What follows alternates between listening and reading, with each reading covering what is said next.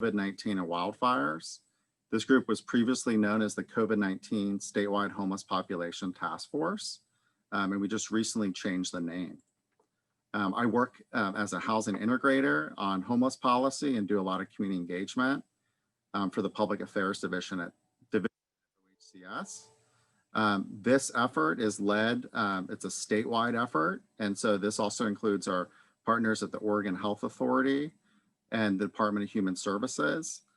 And we know that we really are expecting our local partners that we know are doing such great work on the ground to be coordinating and collaborating across homeless service providers, local public health authorities, and all the different government functions and nonprofit functions to help those that are unhoused in our community.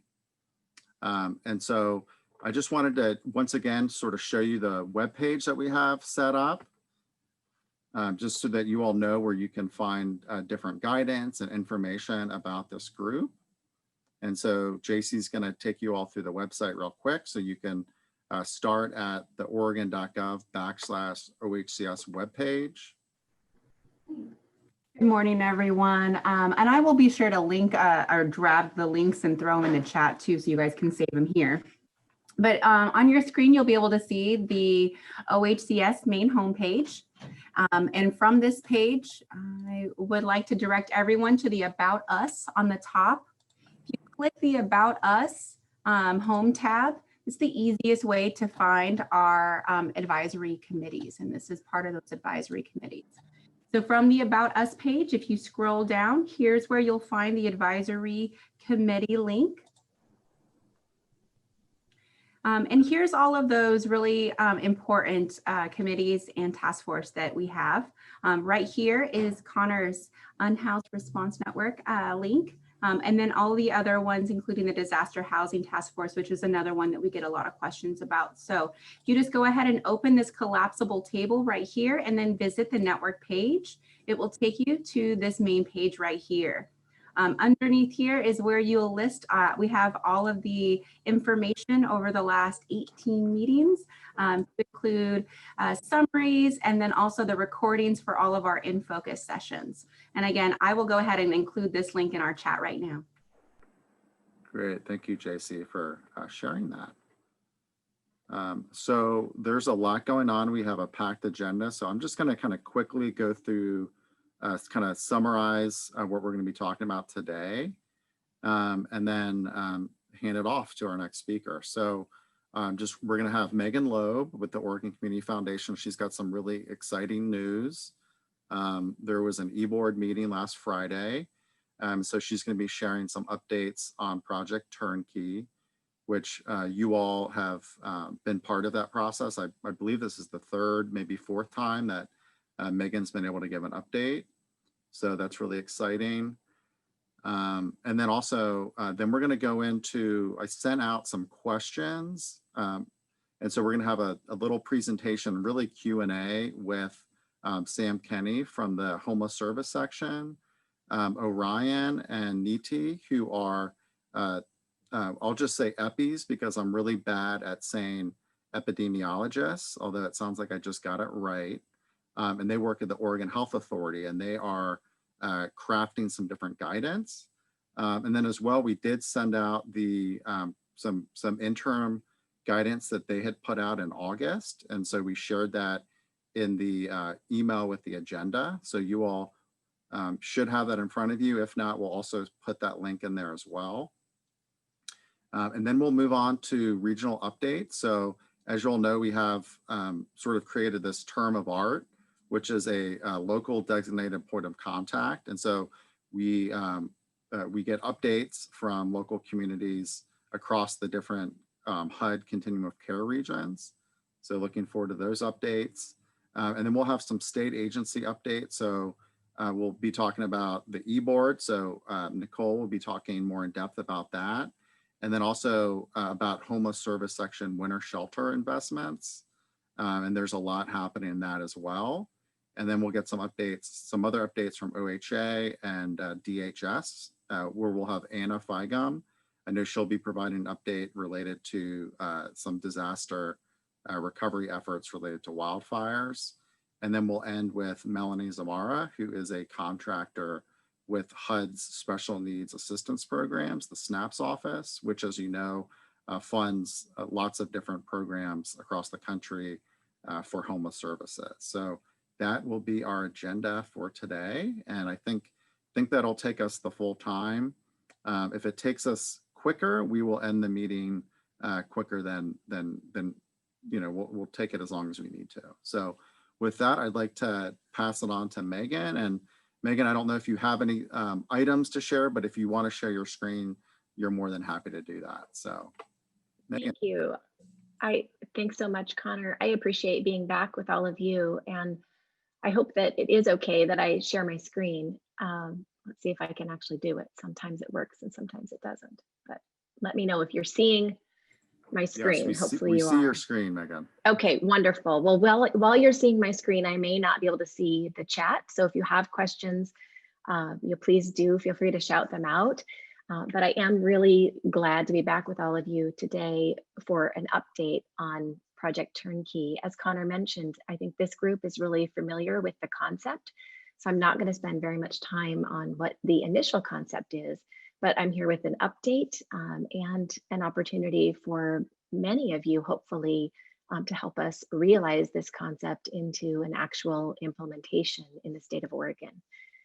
So the concept really came about through a very collaborative group of partners, both state, local, private, civic partners, all came together and looked at the confluence of factors that were leading to a softening real estate market around motels and hotels, and the need for non-congregate shelter through the pandemic and the compounding wildfires. And we really saw this opportunity for a longer term solution, a way to leverage funding that we could use during these short crises periods, short when I say I mean a couple of years, and retain it for longer term benefit for our state as community assets. So our team looked south to California's model, which leads us. They got started back in May with their concept of acquiring hotels and motels and looking at braided funding opportunities to support those. So we learned a lot from California. We identified the local and regional funding streams that might be used here in the state of Oregon to keep things up and running. We broadened our coalition to learn from many of you, to learn from other partners on the ground who are already doing this work, to better understand the model and determine its feasibility for the state of Oregon. And of course, what we learned is that this model made a lot of sense, that purchasing these facilities meant that we would have long-term assets in the community. It's such a quick way to add to our much needed housing supply in our state, which contributes to our high levels of homelessness. And that these units themselves are really wonderful because they offer dignity for a lot of people who are looking for shelter in a way that's not available through a congregate shelter model. So we saw the benefits and decided to press forward with a legislative agenda. So our coalition came together last Friday to the emergency board, and we presented two different proposals. They placed it on the agenda as $35 million for the balance of state to fund this project, and $30 million specifically for wildfire affected counties. And the $30 million request was approved by the emergency board. The funds will come to Oregon Community Foundation, where we're going to work very quickly with an advisory committee that will be a very diverse group of local, state, and community partners to review and recommend grants around this work toward the acquisition of properties. So we're leaning heavily on that partnership on OHCS, particularly because they've done such wonderful and deep work around building frameworks around equity and around priority populations and criteria. So we're leaning heavily on our wonderful partners in this work at OHCS to build with us an RFA that should be released soon to oversee this process, where there will be community applications coming in, We hope that the RFA that's out soon will provide about 500 units of shelter.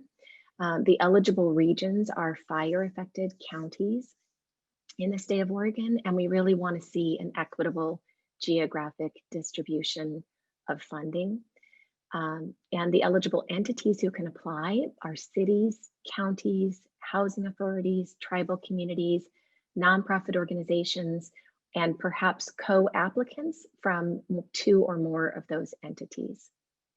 So the application, as I mentioned, is still in development, but we do know, with the work that we're doing with OHCS on the building of that process, that we're going to be leaning heavily on the strong equity lens that they utilize in their work to ensure that the priority populations mirror the state's housing plan in terms of who we shelter in these facilities. And we also know, again, this is just a draft, but we know that as we build out our criteria and selection process around this, that we're again going to lean on those same frameworks. We're going to prioritize applications from owners and operators who have the expertise and readiness and a strong operational plan to make this work. We want to see strong coordination with the local continuum of care and community action agencies for these projects.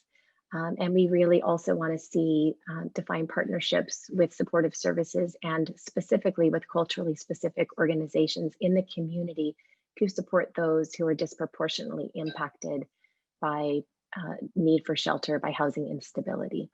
So we're really excited about this. We have a very ambitious timeline. Our hope is that the RFA will be released within the next few weeks, and we can start working in a consultative approach with applicants to, excuse me, to help identify properties and work with them to make those facilities operational within the next 30 to 75 days. We really see the urgency in standing up winter shelter. We know it's going to be really fast, but we believe it's not just aspirational, but operational, because we have a lot of confidence that we have the right partners at the table. This has been a strong collaboration, and I just want to thank all of you for the input you've provided along the way, and all of the partners on this slide who have done the work to get us to this point now, to be able to offer this funding. We also still will continue to advocate for the balance of state. We still hope that the 35 million that was initially not voted for last week at the e-board may return for consideration at some point through a future e-board or a special session. And our team is committed to continuing to advocate for that. We see the need for shelter throughout the state, not just in the wildfire affected communities. And so I just want to honor all of you doing that work in those far-reaching corners that aren't included in this initial funding, and let you know we will be working just as hard to continue to advocate for support statewide. There is a website that my wonderful comms team member, Michael, has put together for us very quickly. You can go there to get updates. That's where the RFA will be posted once it's available. And in the meantime, you can send an email to me so that you receive a notification as soon as that RFA is released. So at this point, I think I'll stop sharing and answer questions that might have come up while I was presenting. Let's see if I can. So one question that did come up, and I believe this has already been addressed because I've heard it in some different meetings, is related to the list of counties. So Peggy McGuire, she's the I believe acting director of CSC, which is the community action agency that includes Lynn County. And so she just noted that Lynn County was not listed, but it was fire affected. So yeah, thank you, Peggy, for asking that question. I did clarify this earlier this week with the Legislative Fiscal Office that Lynn County was not in the initial e-board language that was written up, and they confirmed that we can go ahead and add Lynn County to our list. We also are still, because it was just last Friday that it was passed and we're trying to act quickly, We're still working out the details of the fund agreement between OCF and the Department of Administrative Services. But what we're hoping is that all counties that were declared fire emergencies or were declared state of emergencies by the governor will be included as fire affected counties, even though the LFO document only called out 5. But in the interim, we have confidence that Lynn is one of those counties. And we hope to share more specificity on the RFA once it's released, once we have those specifics worked out with the LFO office.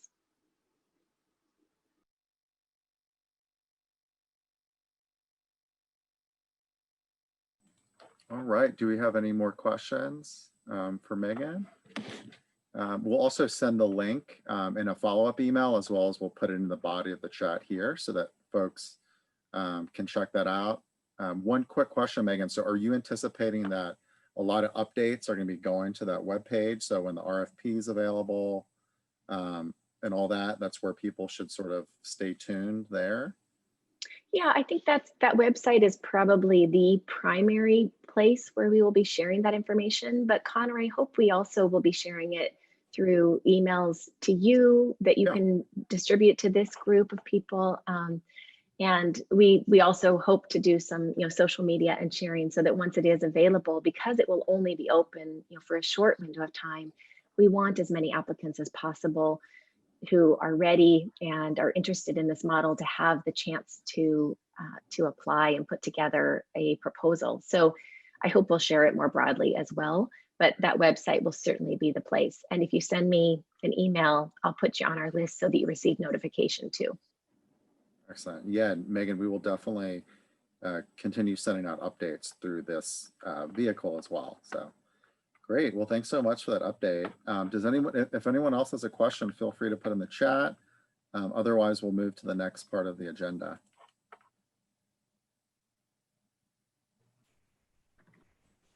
Okay. All right. So just give me 1 second.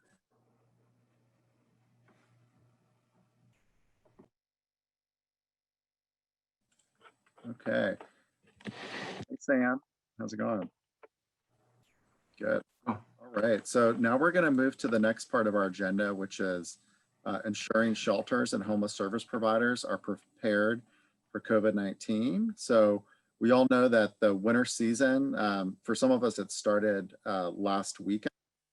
And there could be other parts of the state as well where it's already been extremely chilly. And we know that concurrently with COVID and wildfire crisis, that having safe social distance shelter is very important. So in particular, COVID demands more space where space is already limited and increased precaution in an already stressful environment. So this session right here, I'm going to kick it off and let kind of Sam take the reins on it, but he's going to be working with the folks at OHA, the epidemiologists on this particular portion. So. Thanks, Connor. Good morning, everyone. Always nice to see faces and names. Hope you're all doing well and staying warm. I know it's been cold in my part of the state. So as Connor said, I'm Sam Kenny. I'm the policy analyst for the Homeless Services at Oregon Housing Community Services. And Connor actually summed it up really well already, so I won't say too much more, and I'd really like to turn it over to our guests here today with us. But basically, as you all are extremely aware of, the shelter system in Oregon is extremely stressed. There's a lot of need out there that is exacerbated by both the COVID crisis as well as the wildfire crisis. And in particular, thinking about the shelter system, what has historically been many congregate options that no longer functions in the COVID world, as we are all aware. And so our partners at OHA have already put out some really great guidance and information around what it looks like to deal with COVID in shelters for people experiencing homelessness and different emergency settings. But we really wanted to open this session up for a few minutes today and appreciate Connor letting us take the time to really ask you all as experts on the ground, as people in the community, what you are hearing, what other questions have arisen, what other information would be helpful. So as Connor sent out in the agenda, some sort of setting up questions around things we think might be helpful to add to documents and really sort of dig into the weeds on what you all might be needing out there. But before we, I think, open it up for question and answer or just feedback on your part, I'd like to turn it over to Drs. McCotter and Vyas for the Oregon Health Authority, and really appreciate them attending today and all of their work in getting this guidance set up.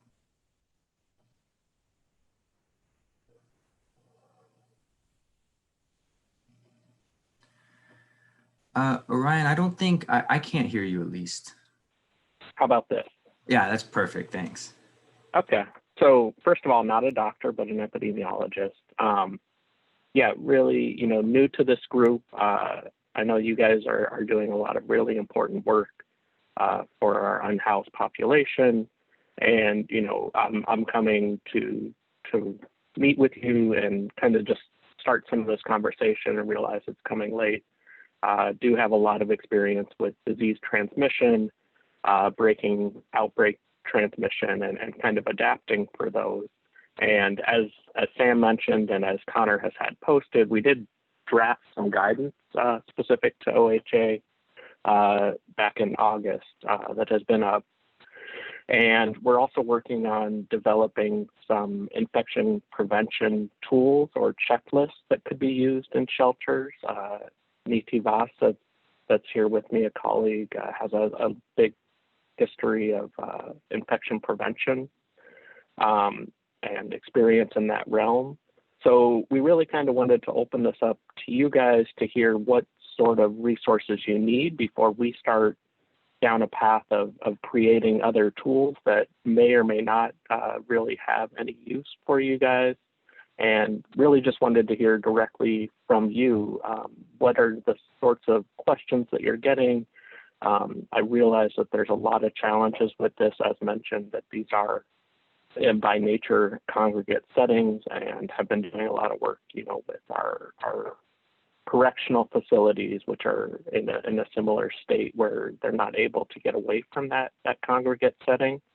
And we'd really just like to hear from you what we can do, and are there ways that we might be able to help you from our seat here as epidemiologists. And Connor, you had the pronunciation, but epi, it works just fine.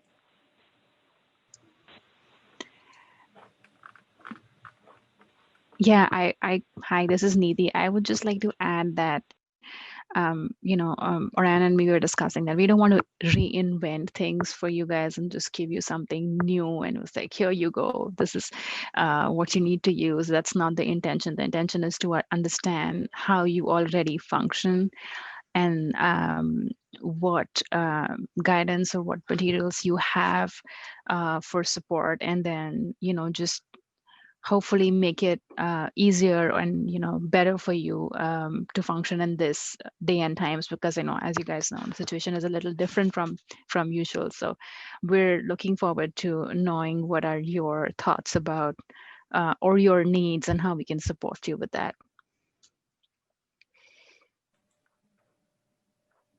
Great.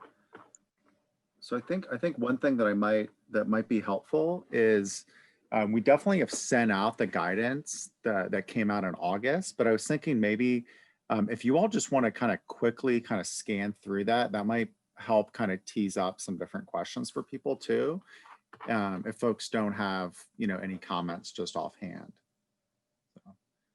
So do folks have any questions just kind of off the bat that they want to know related to this discussion?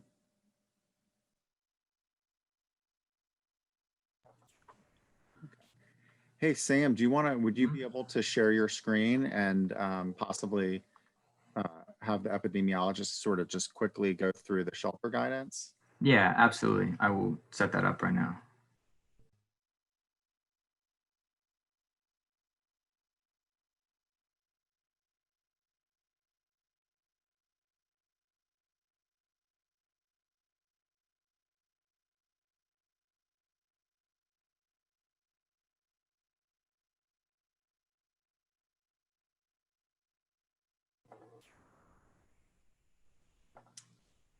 All right.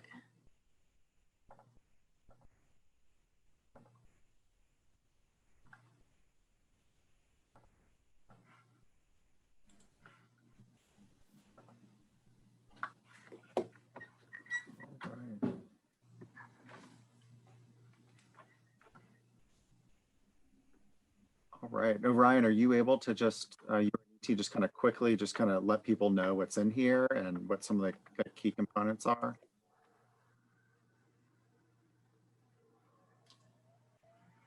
Ryan, I think you might be on mute again.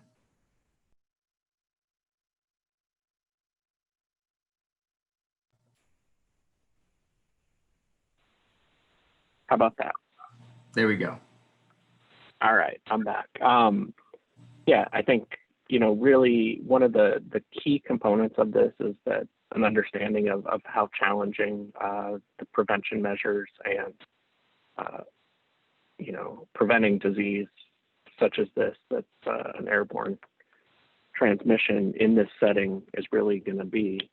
And I think one of the most important things is going to be the communication and the planning. So this would also go back as maybe a poll for people, but how many of the operators are connected already with their local public health entities and have regular, communication with them?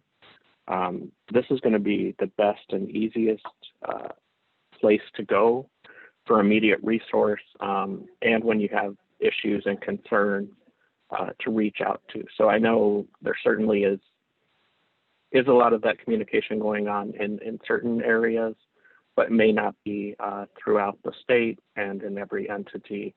And really want to just encourage people to make introductions to their local health authority and get to know those people, because they're going to be there to support you and really have a lot of resources to try and help you.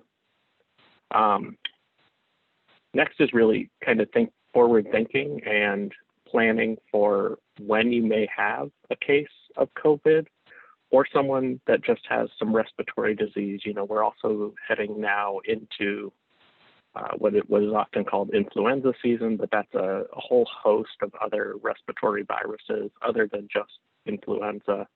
So what do you do when you have someone that is in the shelter and has some respiratory symptoms, or someone that may actually have COVID in the facility?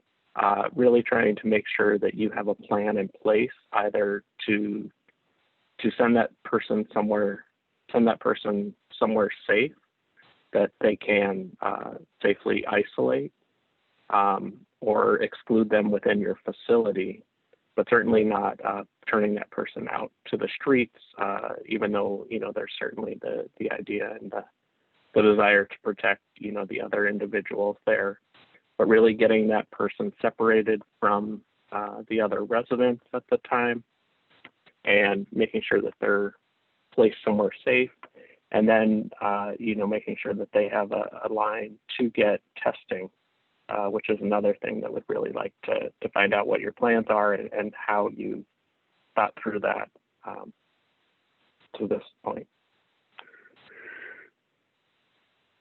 So by identifying, it's going to really be people having good plans for screening individuals.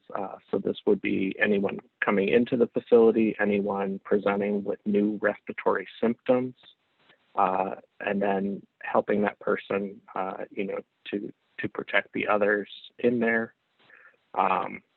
Helping that person also to understand, why the importance of protecting themselves and protecting those that are around them. And then hopefully having a location that you can put that person in that's apart from others. And I think you can scroll down a little bit here.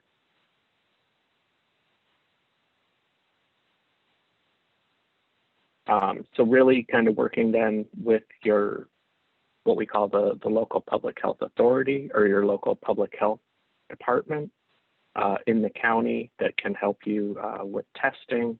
We certainly have ability and here for testing, and most all your local public health authorities are also going to have resources for hoteling that they have set up and have contracted with to house people that are needing to either quarantine, they've been exposed to someone with COVID, or they need to isolate, they have a case of COVID, but do not have a location that they can safely isolate or quarantine in.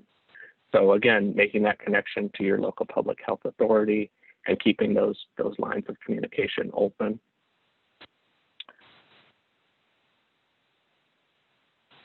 Really working to educate all staff and volunteers that you have there working, that they really need to understand and have the resources to stay home if they're sick.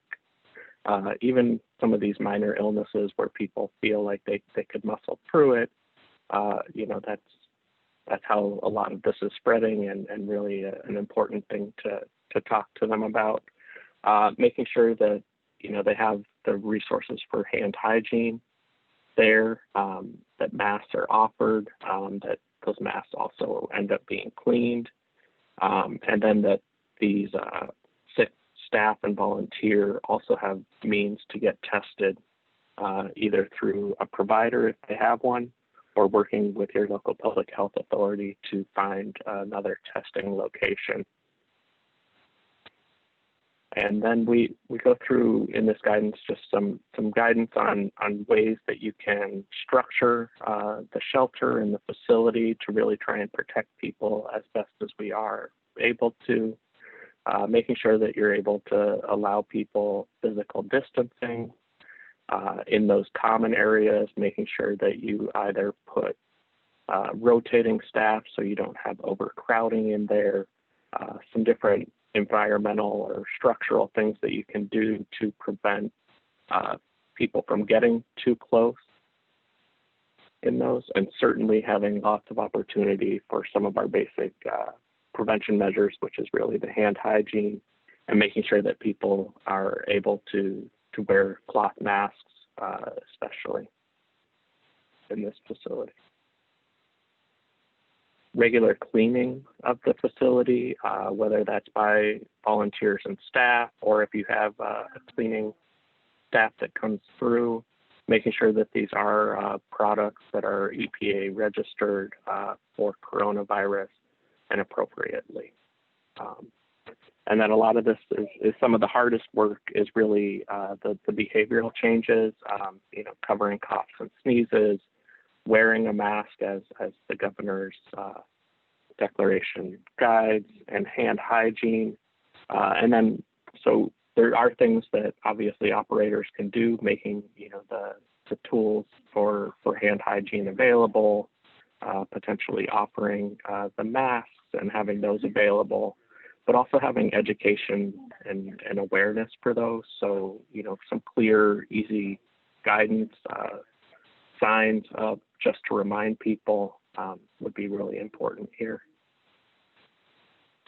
As mentioned, you know, really making sure that when people are in these close quarters and in this congregate setting, that they're able to maintain the cloth face coverings, and, you know, ideally to give people that physical space. And also something that not everyone is always thinking about, but really making sure that there is some good ventilation through the system, through the area.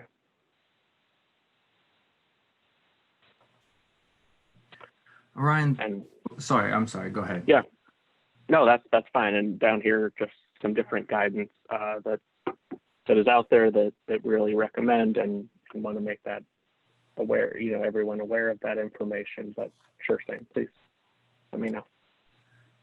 One of the questions we received often, and I think I kind of can see the answer moving through this document, so really appreciate kind of going from top to bottom. It's extremely helpful to hear you talk through that and some of the sort of unspoken details that are in there. But one of the questions we received often, and perhaps this is not specific enough language on our end, but we often talk about non-congregate shelter. And so I want to confirm that you can, even if the shelter is quote unquote congregate, or if it's not a perfect setting, if people are not isolated in their own room, that there are definitely ways that folks can take preventative measures, and that really the masking up, the cleaning, the putting up barriers and so forth can turn what used to be a congregate setting into a much safer COVID environment. Right. I think that's exactly right, Sam. But, you know, ideally would be people having their own own area that they can be in that's separate from others. That's going to be the safest and our Cadillac of disease prevention. But we understand, the realities and the challenges and certainly the other risks that are inherent with people being without any housing.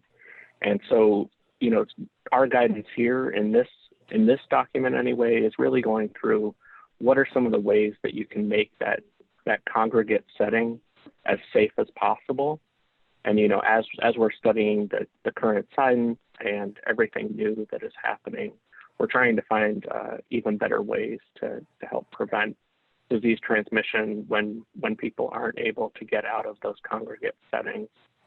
And as mentioned, and Niti might want to talk for just a minute, but, I think although, in our world, we think about infection prevention and infection preventionists in terms of hospitals, long-term care facilities, we need to start thinking about this in the community and in these settings. And so that's why, having Niti's skill set and work here is going to be really important to try and see what we're taking in a long-term care setting, in a nursing home, in a hospital, and how can we adapt that and make some use of those principles and even some of those tools in something like a homeless shelter.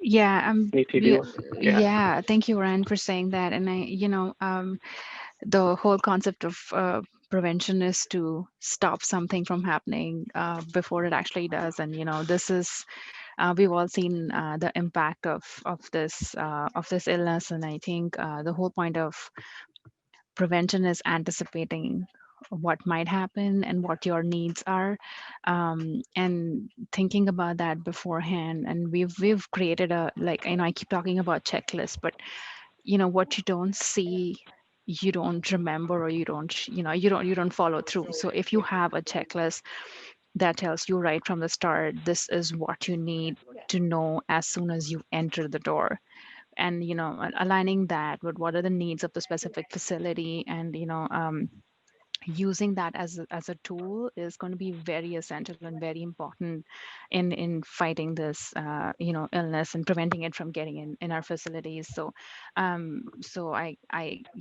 Orion had sent me this tool that they're trying to use as an assessment tool for facilities, and I added a few things in there. And I have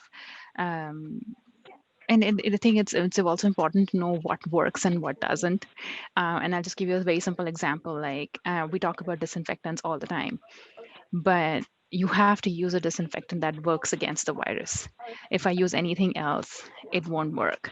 So what is that? And knowing that, I'm sure it's there on the guidance. It has to be an EPA approved disinfectant that fights against the virus and kills the virus. So having that as part of your checklist, and I think I saw these really. I think the checklist that you had sent, Connor, I think it was wonderful. That talks about your sanitation checklist and your daily checklist and stuff like that. But combining all of them together and creating a short, concise checklist for every day is very important. And I think we would love to share it with all of you. And if you guys think it's useful, if you have any questions that you have about the checklist, we would love to answer them. And yeah, let's we're basically here to listen to what you have to say, and how can we support you. Wonderful. Thank you, Niti. I will say there are a few comments in the chat, and then we'll open it up to see if anyone else has additional comments. But from Sarah, she says that they have a very small nonprofit exploring resources for contingency plans and asking about sharing any supports that are available. Sarah, are you referencing sort of a checklist like Niti is talking about, or do you have something else in mind in terms of supports? Hello, the checklist would be really helpful. I'll just be really frank that we don't have any paid sick time for our staff. We have just seasonal shelter staff, and I'm really concerned about staff feeling that they need to come to work because we don't have that paid sick time.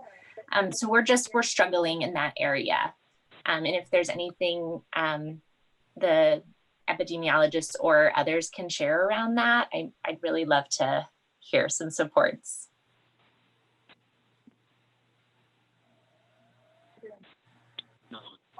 Sure, I think those are really good points, and ultimately really important to make sure that people feel comfortable staying home, especially staying home if they're sick, and certainly want to avoid any potential contact with the other individuals. I'll have to take some of that back. I think ultimately, if there are any activities or responsibilities that are in the shelter that they can do remotely, I know that that's certainly a challenge, and I think that's an inequity that a lot of times there are physicians that are able to work remotely. And then also seeing, just what other resources might be out there. Government, obviously, that gets a little out of our realm.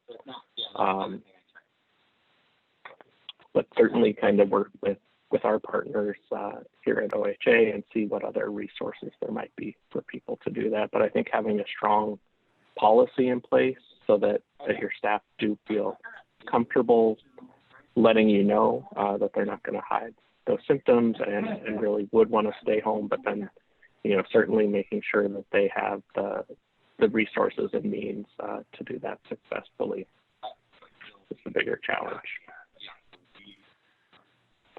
And that's really a wonderful question. And I see that question is reiterated by April below as well, talking about the difficulties in staff not having enough time off and the challenges that presents when people may be exposed to coronavirus. An additional question from April that I think is really pertinent right now is how folks are preparing non-congregate spaces for the uptick in referrals, thinking about the winter shelter season and cold and flu and so forth. So I imagine if you're looking at a larger congregate setting, you're seeing an uptake in cases, how to think about approaching those.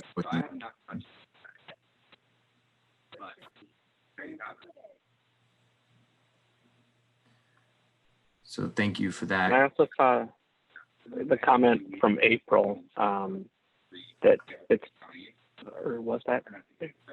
Might have been Laura, but asking about some of the faith-based organizations that kind of have supported with this. I think that's a really important thing. We know that there's a lot of informal sheltering that happens and warming centers. We were thinking even kind of distilling some of the information that we have that's put out more for a formal shelter into like a short one-pager of some of the most key components. I don't know if that would be something that would be helpful, that could be distributed to partners. And then certainly we can kind of come up with some of the guidance on cleaning and have typically used what's being done in some of the isolation and quarantine hotels. But we also realize that that's not the most common way that this would spread, but certainly there is concern from the public. Great, thank you. And I also see that Melanie dropped in some information that they've been working on with HUD to publish some real life examples. So we'll definitely include that in the follow-up email, as well as Kate has put some information in as well. So appreciate you dropping that in, and we'll make sure that gets circulated to everyone. I don't see any other questions coming in right now, but one of the topics we've heard about before, and so just sort of putting this out there for consideration, obviously we can take it back and think about it, but how folks can deal with street outreach. So many of the community action agencies, many of the homeless services providers on this call and throughout the state do an incredible service going out and seeking people who are experiencing homelessness and situations of crisis on the street, approaching them and offering services and support, and what that might look like in a COVID environment. And again, this is something we can take back and think about, but I know that's been put out there as a what was a difficult situation has been made extremely even more difficult now because of COVID. So I don't know if you all have any thoughts on that, or Ryan or Niti off the top of your head, but just something we can certainly take for future consideration. Yeah, I think obviously we're relying on you guys for this expertise and to help teach us about all the work that you guys are doing.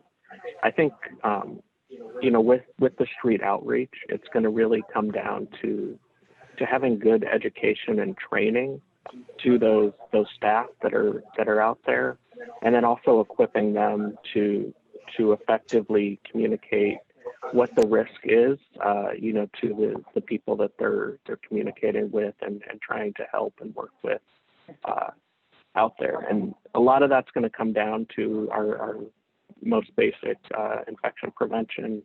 That's making sure that they try to maintain that minimum of 6 feet distance when talking, but also still trying to make a connection with someone.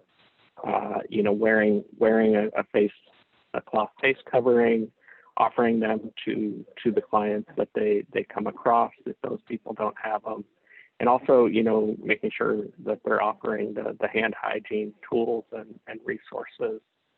But that's something that we certainly can think more about and maybe talk to you more about, Sam, and what some of those unique challenges that you think people would see, or if you hear any more. Awesome, thank you. Really appreciate it. And so I think we're kind of coming to the end of our time here, our segment, but I will just offer that you have Connor's email, you have my email, I will drop it in the chat, and Orion and Niti are going to continue to provide guidance and support as we think about these issues moving forward. So if something strikes you later on today, or if you come across something next week, please send it to us. Keep that information coming. We hearing from you all, what you need on the ground is how we can best sort of collate the information needed. So really want to thank both Niti and Orion for the time today, and we'll look forward to getting some more information out to you. Thank you. Yeah, thank you so much for having us. Oh, thank you so much for joining. So I'm just going to plug, we're going to have our next In Focus session on this topic too. So it's looking like on November 13th, from this normally scheduled meeting that's from 10 to 11:30, we're going to dedicate the entire meeting to this topic as well. So this is a good kind of teaser and a good way for us to get some information, and it's going to be an ongoing dialogue. So